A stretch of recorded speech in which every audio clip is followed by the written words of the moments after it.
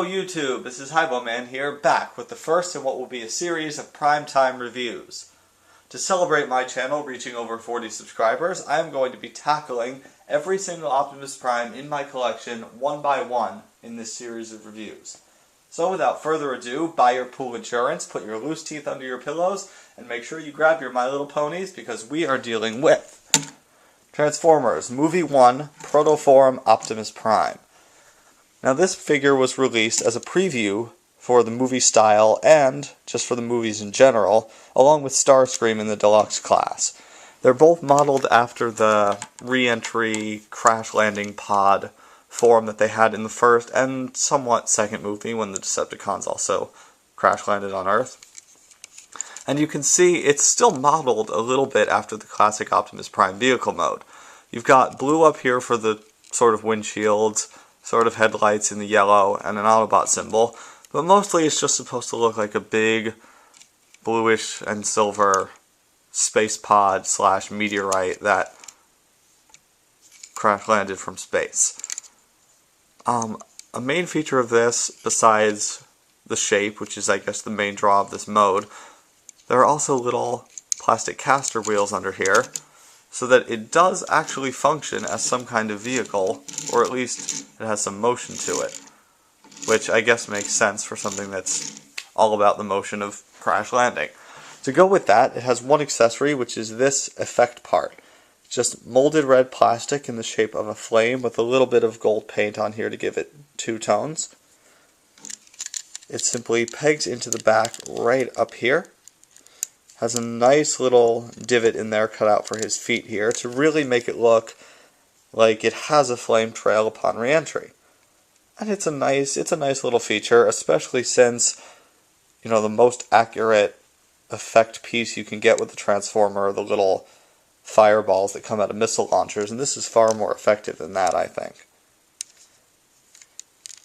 To begin transformation, you're going to start up here, untabbing these panels that are just hooked into the sides of his legs. Once this is free, you have space to untap his feet from this tab here. Bring this whole section down, which frees up the arms on the top as well. Now you'll see here his gun is just tabbed into the top of the inside of this panel. Just inside this little ridge here, we can set that off to the side. The next thing to do here would be to take this entire torso piece and rotate it around, so now he has ab detailing down here. Come down, separate the legs, fold these panels up more flush to the legs anyway, and rotate out both of his ball-jointed feet. Coming back to the arms up here, fold in the shoulder pads and fold the arms down into position. Same thing, bring them forward and bring the arms down. And the last piece would be to fold this back and open up space for his head to come up. Easiest thing to do is just push it up from the inside. Fold up his little cover piece at the back to keep his head from folding back down. And fold this up semi-flush against his back. And there is Protoform, Optimus Prime, in his robot mode. What I really like about this figure is that it was designed to showcase what the movie bots and what the movie toys were going to look like. You get a lot of the, newer kinds of mechanical detail. You get the more, I'll say, organic looking feet and limbs, but you also get something that looks like a very solid sci-fi alien-ish action figure, which is what the movies were going for. I'd say more overall, a kind of sci-fi action movie look. What's also kind of neat about this is that it doesn't immediately look like Optimus Prime.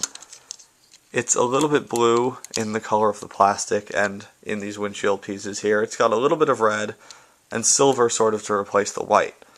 Even if you look at the head sculpt here, you can see, there's not much here besides the mouth plate and a little bit of the horns to suggest that this is Optimus Prime. Now this does look like the model from the movie that, wrecked the family's pool and the little girl wanted to know if he was the Tooth Fairy. And that's really what this was meant to do. Alongside the Starscream, which I do not believe that model appeared in the movie, they were just supposed to showcase what the movie would look like, as well as be sort of a teaser trailer for the rest of it. His head here is on a swivel, just side to side. His shoulders move up and down. You have an outward joint, bicep swivel, just a single joint on the elbow, and a wrist rotation. You do have this torso joint here, although it doesn't really do much because it clicks. But you do get a waist joint as well, ball jointed. So there's a little bit of wiggle side to side, forward and back, and rotation.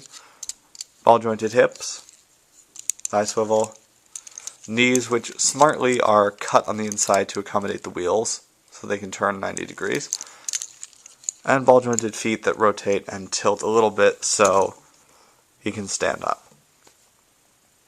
In addition to this, you also get his gun, which I removed earlier, which has a little bit of transformation to it. Just flip out the extra bits and slide it right into his hand.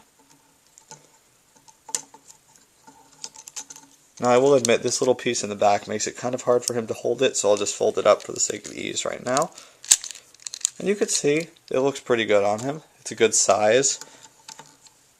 Again, it fits that sort of like generic military style robot that the Protoforms were supposed to look like in the movie before they scanned a vehicle and took on their recognizable form.